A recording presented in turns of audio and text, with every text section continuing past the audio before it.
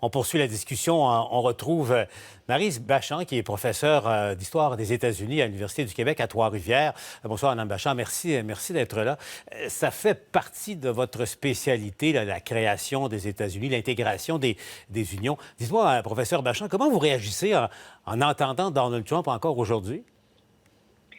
Disons que il y a des discours qu'on n'avait pas vu venir, c'est ce que je pourrais dire. C'est clair que la question là, de l'annexion du Groenland, c'était une lubie de Trump dans son premier mandat. La question du Canada, je pense que ça surprend beaucoup de gens, surtout que c'est une idée qui est abandonnée aux États-Unis là, depuis les années 1870. Donc, c'est une vieille idée. Très vieille idée qui a été très présente là, au 18e, 19e siècle, mais qui tout à coup là, était plus dans l'air du temps. Alors, donc, quand Trump parle là, d'une ligne artificielle en parlant de la frontière entre nos deux pays, c'est pas exactement artificiel. Professeur Bachand, on va regarder un peu là, sur une carte l'histoire, si on veut, de la formation, la création des États-Unis, là, les premiers États également et leur intégration ensuite. Le territoire s'est étendu, bien évidemment, et ça s'est terminé en 59 de mémoire avec l'intégration d'Hawaï. Dites-moi juste expliquez-moi un peu là, comment ça fonctionne, comment les États-Unis peuvent accepter d'intégrer un nouvel État, par exemple?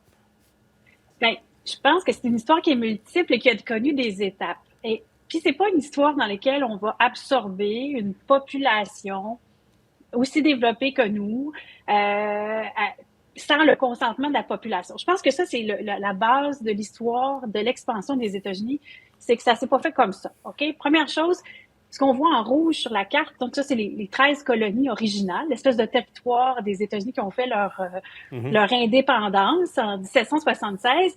Et dès le début, on a voulu annexer le Canada, et c'est pour ça que les armées révolutionnaires américaines se sont rendues jusqu'à Montréal. On a brûlé, on a voulu que les Canadiens embarquent dans le projet de la Révolution américaine. Et le journal La Gazette de Montréal, qui est encore en fonction aujourd'hui, c'est un journal qui a été fondé pour défendre l'idée d'annexion. Donc, c'est des vieilles idées au Canada, cette idée-là d'annexion. Ensuite de ça, les États-Unis vont s'étendre à l'ouest, dans des territoires qui étaient possession de la Grande-Bretagne, mais que la Grande-Bretagne protégeait pour les peuples autochtones. Donc, ce qu'on voit un peu plus en orange sur la carte, ça, c'était les peuples autochtones. Puis les colons, eux, manquaient d'espace, une population qui croissait beaucoup, les colons américains. Et donc, eux, ont fait beaucoup de pression sur la couronne britannique au moment de la Révolution pour aller chercher ces terres-là, donc aller de l'autre côté des Appalaches. Ensuite de ça, on a acquéri le milieu de la carte. On ne le voit pas bien sur la carte qu'on a devant nous, mais on a fait l'acquisition en 1803 de tout le milieu, le centre, par l'achat de ce qu'on appelle la Louisiane, qui n'est pas le petit État là, dans le sud des États-Unis, mais tout ce qui monte au milieu du carte, qui est le tiers de la population actuelle aujourd'hui, par un achat de 15 millions de dollars. On était parti de la France. On était parti acheter l'embouchure du golfe du Mexique, là, dans le cas de la carte. Puis finalement, on est revenu avec le milieu parce que Napoléon avait besoin d'argent. Mais on a fait ça au prix du déplacement des Autochtones et les États-Unis ont dû payer par la suite des milliards de dollars en traités, cessions auprès des peuples autochtones.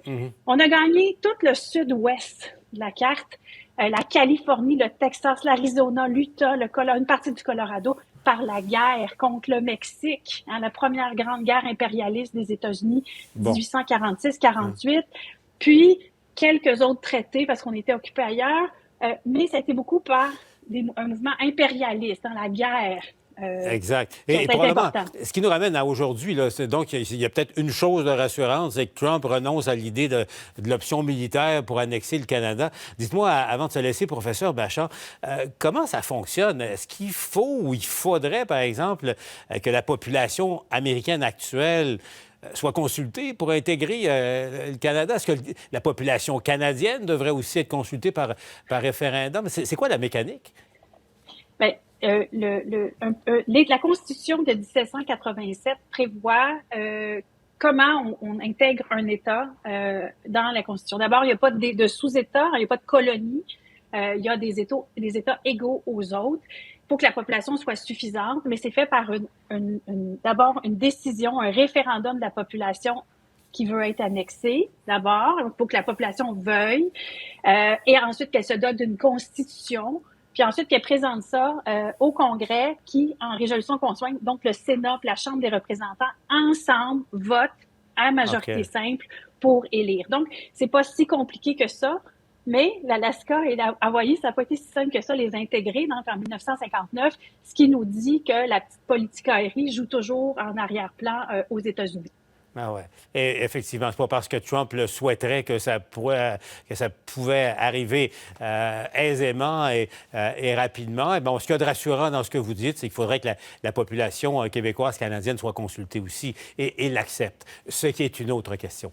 Professeur Bachan, c'est un plaisir. Merci pour votre éclairage dans ces temps assez particuliers. Merci d'avoir été avec nous.